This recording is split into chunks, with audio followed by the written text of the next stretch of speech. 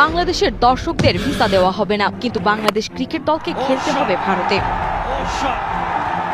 ভারত নিয়ন্ত্রিত আইসিসি এবং বিসিসিআই মিলিয়ে যে নীল নকশা সাজিয়েছিল তা যেন মুহূর্তেই তাসের ঘরের মতো ভেঙে পড়ল। চক্রান্তটা ছিল বেশ গভীর। বাংলাদেশের সাধারণ দর্শকদের জন্য ভিসার দরজা বন্ধ করে দেওয়া হবে, অথচ বাংলাদেশ ক্রিকেট দলকে ঠিকই ভারতের মাটিতে খেলতে যেতে হবে। উদ্দেশ্য ছিল পরিষ্কার, গ্যালারিতে লাল সবুজের কোনো গর্জন থাকবে না, থাকবে না টাইগারদের সাহস জোগানোর মতো কেউ। নিস্তব্ধ গ্যালারির সামনে অসহায় বাংলাদেশ দলকে অপদস্থ করার এক সুবর্ণ সুযোগ খুঁজছিল তারা। ক্রিকেটের নিয়ন্ত্রক সংস্থা যখন কোনো একটি বিশেষ দেশের আজ্ঞাবহ হয়ে কাজ করে, তখন খেলাটা আর মাঠের লড়াইয়ে সীমাবদ্ধ থাকে না, তা হয়ে দাঁড়ায় রীতিমতো মানসিক যুদ্ধের ময়দান।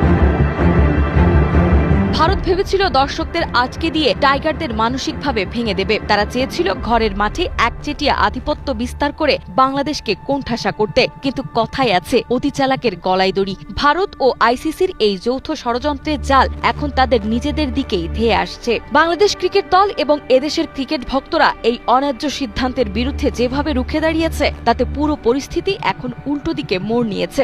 বাংলাদেশ দল দমে যাওয়ার বদলে এই প্রতিকূলতাকে জেদ হিসেবে নিয়েছে। গ্যালারিতে দর্শক না থাকাটা এখন বাংলাদেশের জন্য আর দুর্বলতা নয়, বরং প্রতিপক্ষকে মাটিতে নামিয়ে আনার বাড়তি শক্তিতে পরিণত হয়েছে।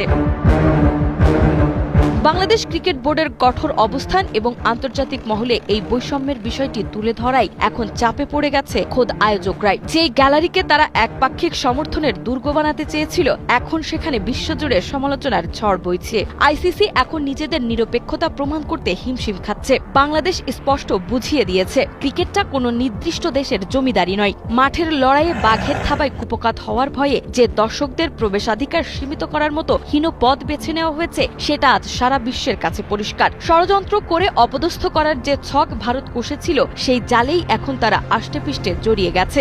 মাঠের ক্রিকেটের টাইগাররা জবাব দেওয়ার আগেই নৈতিক লড়াইয়ে বাংলাদেশ জয়ী হয়ে গেছে, আর ভারত এখন তাদের নিজেদের পাতা ফাঁদে দিশেহারা।